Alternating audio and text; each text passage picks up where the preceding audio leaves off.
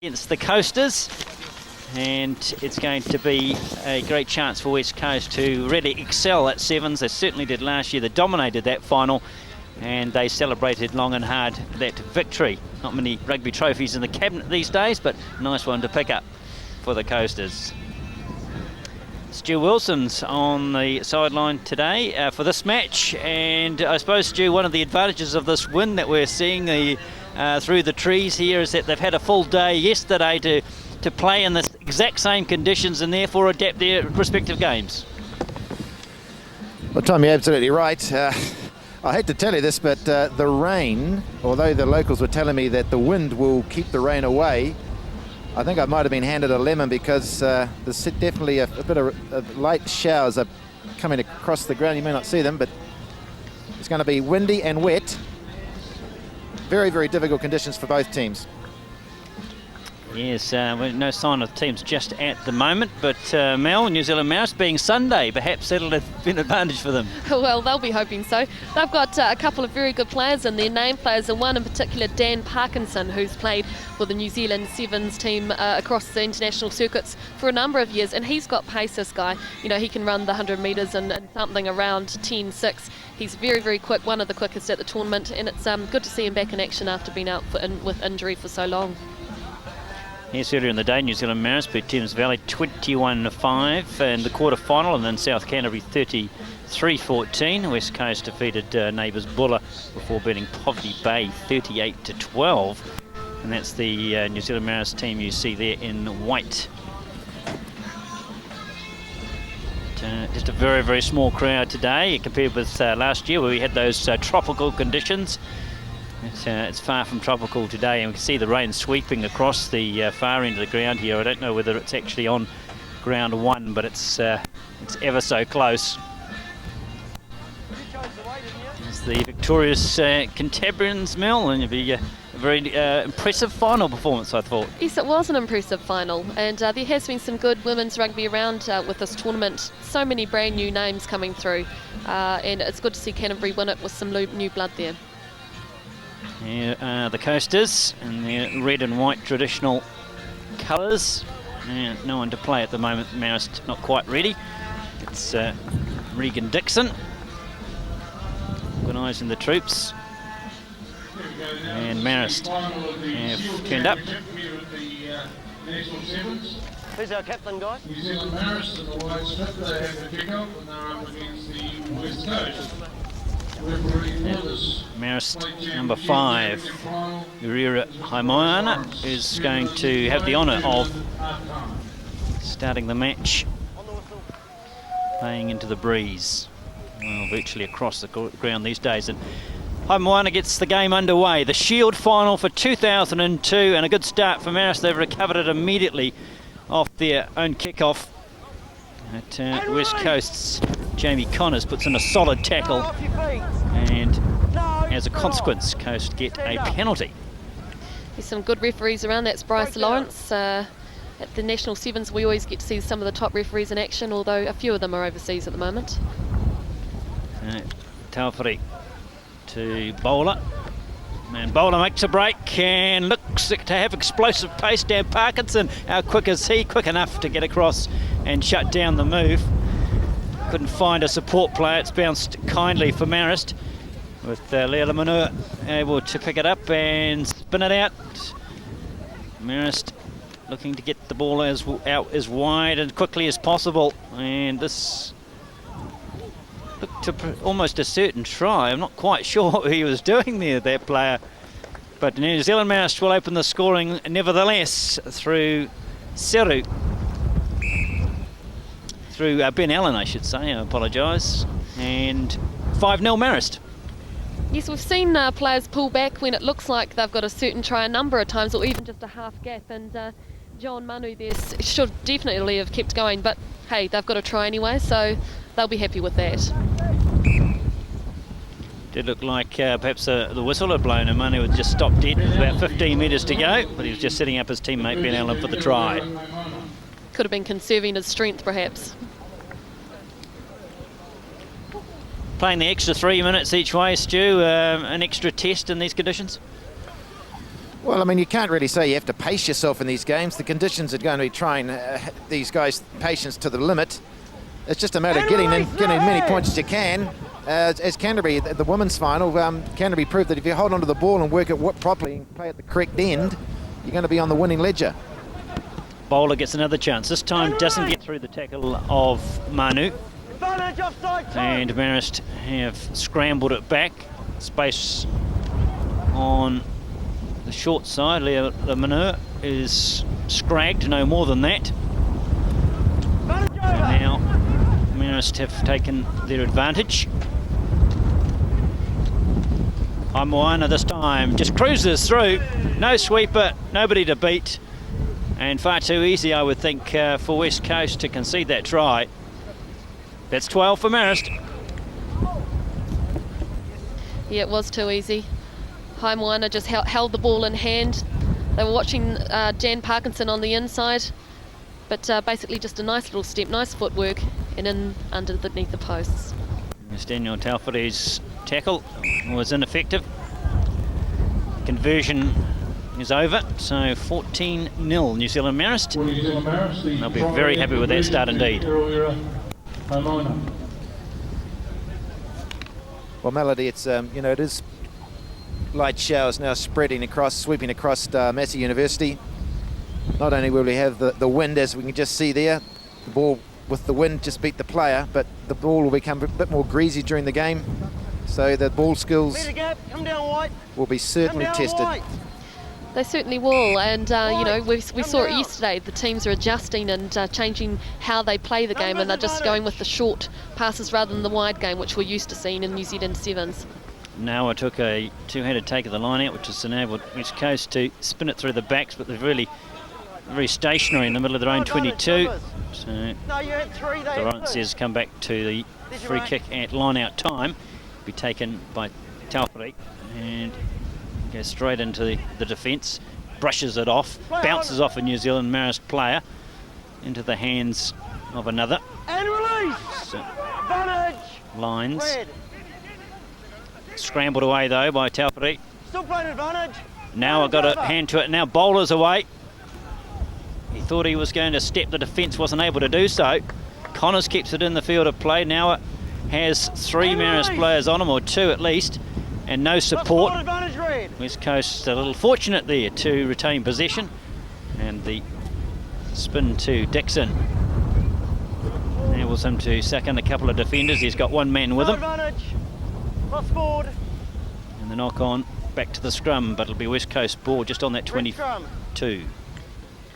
Good defence by Marist. They're just swarming around that ball carrier, and one person just pops in that zone, the jam zone behind the ball carrier as well. It's good defence. They're not missing tackles as well. Push square. There's our mark. Just hold. Daniel Taufari will feed for West Coast. Finds Bowler. Seems to be one of the playmakers. Everyone's watching for what he might do. He offloaded that time to Tangaroa. Back to Dixon. Bowler has it again. Gets a player diving over the top of him. He's quite a small man. Now Marist will come away with it. Yeah, they really have. Moana sees the line open and he goes all the way himself. Very similar to the first try that he scored. He elected to keep the ball himself, looked to feign to his outsides, didn't need them, and scored in a casual manner once again. Well, it certainly was a scramble. He had plenty of support. They got a huge gap. Probably didn't want to go all the distance because this is tiring work. I thought, damn, I'll just have to go my own way for a fairly comfortable try. West Coast just didn't look like they had a sweeper in place there, so the defence had to scramble quite a bit. Usually you have an extra man back there to take the ball carrier and everybody else marks the supporters, but they just didn't have it. Kicks astray, so 19 points to 0 to West Coast, and I don't think the West Coast have used a sweeper all afternoon. Well, in the last 5 or 6 minutes anyway. They might want to employ one now. They're getting too far behind. Moana, a couple of tries and some kicks to his credit. Be happy with this afternoon's work so far, and even managed to drop that just inside the field of play. Now, White, don't put A lot less kicks going out in the full today after all the practice the players had yesterday in judging this breeze. Stay there. Dixon, and Noah gets a hand to it and deflects it. That's all he was able to achieve. But New Zealand Marist scramble it away, gets back to halfway though. Lack of control by either side ends up in a series of knock-ons and a scrum dead on centre field.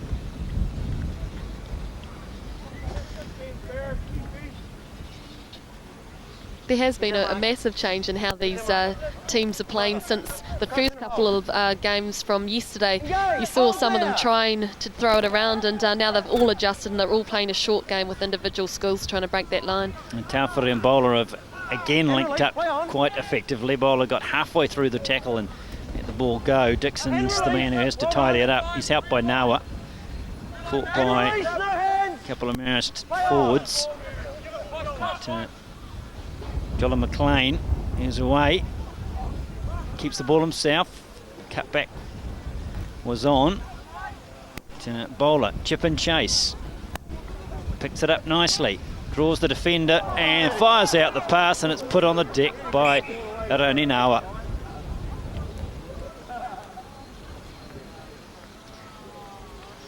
Yes, it's one of the most disappointing things for a player just to drop a simple pass like that.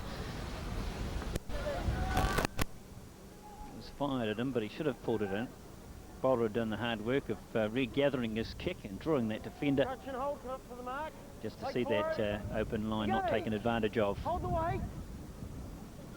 Big scrum by West Coast. A little bit angry at themselves they didn't manage to score so far.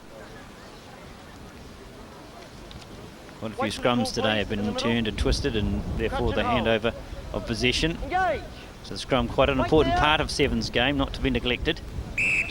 Gone 90. And there's a perfect example.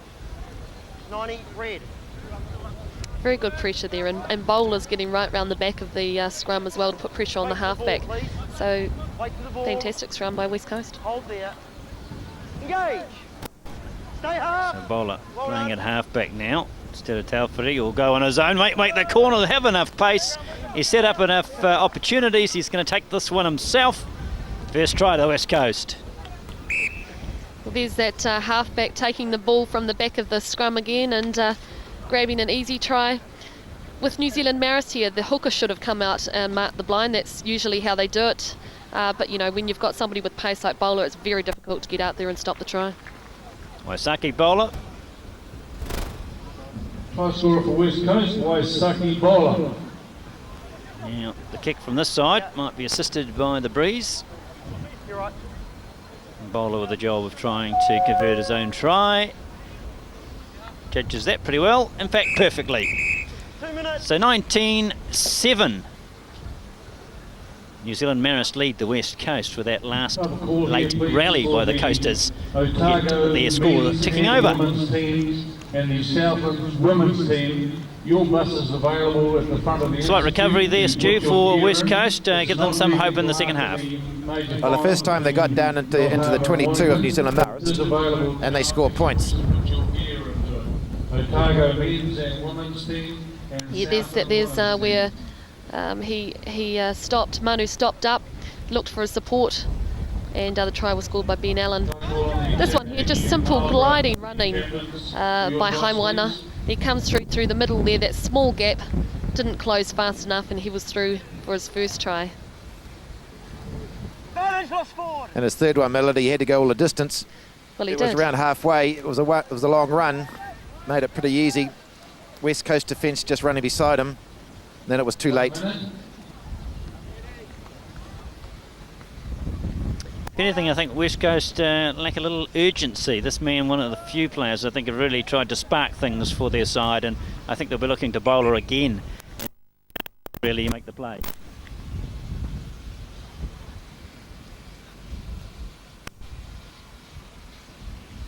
Well, the successful teams today and yesterday are the ones that have their ball player holding the ball up and the big props having a high work rate and hitting off them all day.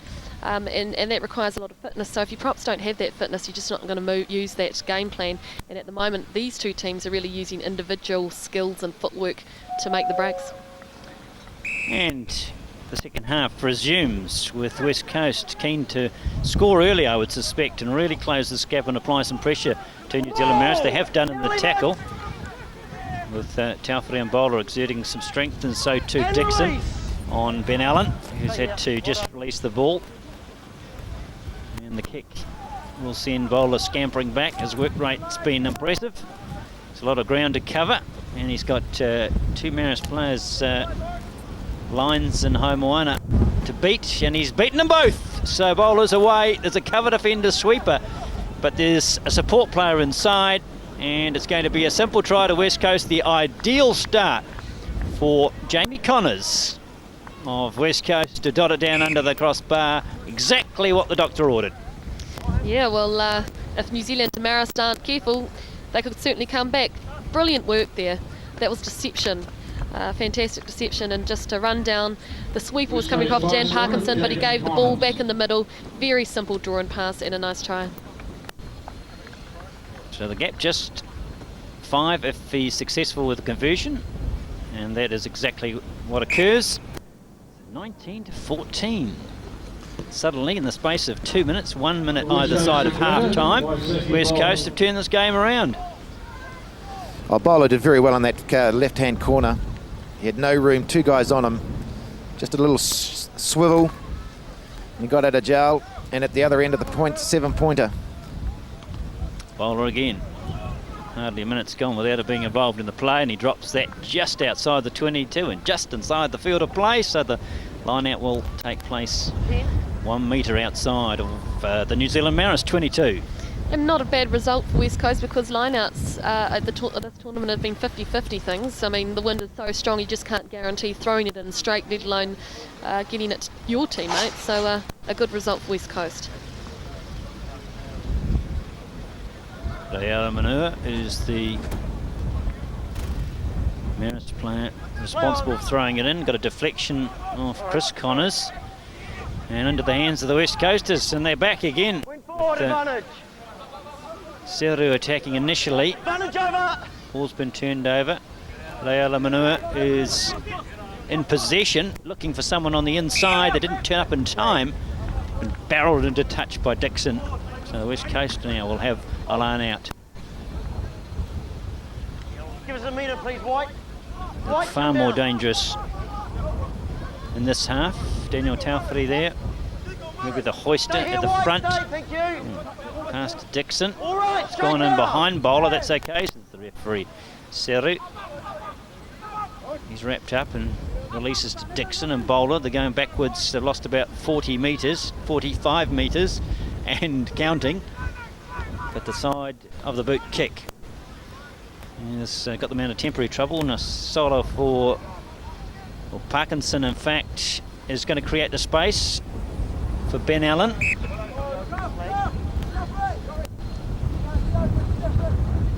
So New Zealand Marist are not finished yet. 10 guys. Haven't really given Dan Parkinson much space to work with or much ball to play with, so we haven't seen that legendary gas. That clearance kick is most effective down to the 10-metre mark, and West Coast again getting themselves out of trouble. New Zealand Marist will be quite disappointed. They actually went out before for that line out just prior to this one, because it's a bit of a cardinal sin not to step out with the ball in hand when you're playing sevens. It's better to pull up and reset for another move and keep possession. And the line out win for West Coast. Them down in the air. Number 2. They lost possession but got it back through the penalty. Good tap taken by Dixon. And now we're through the gap. And roll off! Onto the 10-metre mark. Dixon plays half. Picked up by Taufiri. He's got Naua inside him, didn't pick it up though. Dixon did so.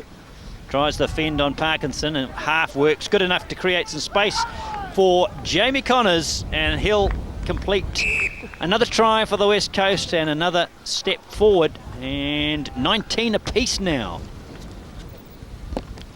That's exactly the way that many teams have scored tries this tournament, because of the conditions.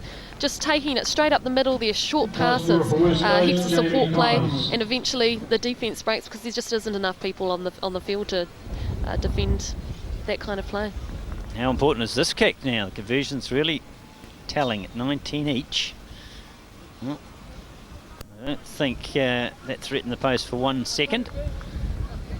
On that half of the field, of course, that side of the field, nigh impossible to convert. Yeah, Tom, that just showed you how strong that wind is. I think from my recollection, I can remember one kick from that side of the field, Ben Meyer yesterday, from about 5 metres in from touch against the wind. Slotted the goal, but it's a rarity indeed. Here's New Zealand Marist needing to find some of that form, that blistering form that we saw in the first 5 minutes. They got themselves ahead, went into cruise mode, and now they find themselves having to start all over again. Yeah, they really need their props to get their work rate higher and do some work for them and take some short balls. They just haven't really for the whole game, and they've relied on the pace of Haimoana and Parkinson. Well, here's Bowler. He kept them in the game with that try just before half-time. He could well snatch the game for them. There's a lot of jersey pulling. Referee's tempted to give a penalty try, and he's done so. So that's even better news for West Coast. Not only have they got a try, they've got a kick dead in front of the posts, and there was no question that Bowler was held back there. There's been a couple of penalty tries awarded through this tournament. Wellington scored one against Auckland in the semi-final of the Cup as well. You hadn't grabbed him yet. It wasn't too bad. What do you think, Tom? I think in the context that he had beaten those players, it was enough to convince the referee that a try would have been scored, probably would have been scored, I should say, and definitely scored as the conversion. So 26 points to 19. The West Coast have scored 26 unanswered points.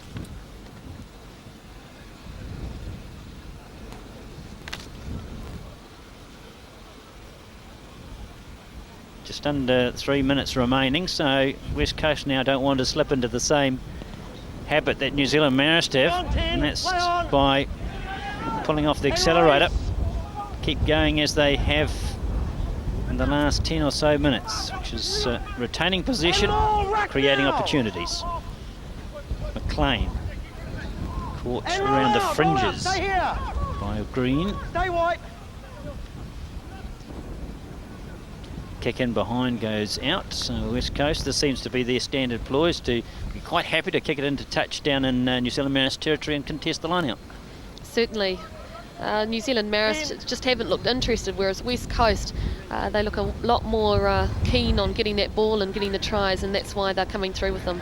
And that was a perfect example of what we're saying. Now we've pitched the line out off New Zealand Marist, fed Dixon. Dixon did the rest. They know this game is pretty much over, and that trophy's coming home with them. Very nice work by the tall timber there, just relied on his natural ability to jump high to get that one, and just a nice short pass. Nice try. I don't think the ball's right up there. Bowler. Last time he had a conversion from out here. Ball ended up behind him. Let's have a look if he has adjusted his technique, and he has. He kicked it lower, kicked it along the ground. That was an interesting one. So it'd have to be one of the best comebacks in this tournament, Stu. Down 19-0 and up now 31-19. And New Zealand Marist yet to post a point in the second half, so West Coast really have more urgency, maybe a little bit more desperate desire to win this tournament, or to come out as the Shield champions. Great fortitude too, not to give up when they were so far behind. Lemanua is on the deck. Advantage offside. Flicked. And Parkinson, he's hardly seen a thing today in terms of possession, and when he has, he's had West Coasters all over him. Offside red. They knew he was the danger man. On you. New Zealand Marist need to do something and do it very quickly. In fact, they're really out of time. There's only about half a minute left. And Haimoana, one of their stars of the first half, And roll off, release. has been pretty much absent in the play in the second 10 minutes. Here's Parkinson again, tried to find a support player in Arkeong. And he's just decked right in front of his post. They're going nowhere, New Zealand Marist. the game all but over. And what a way to finish for the West Coast. Daniel Taufari finishes it off in style and completes the victory. He looked pretty happy with that one, Daryl Taufari. Nice little intercept. Saw it coming a mile away. He knew that they were spinning the ball around. They wanted to try for a dot down, but West Coast got it instead. That is indeed the victory, 38 points to 19. Well, the story of the game is that New Zealand Marist scored 19 points in the first 9 minutes, and in the remaining 11, West Coast scored twice that number. 38 to 19, a thoroughly deserved victory, and West Coast can retain that shield they won last year, put it back in the cabinet for another 12 months. With Philips and Sky Movie Max, you can experience movies the way they were meant to be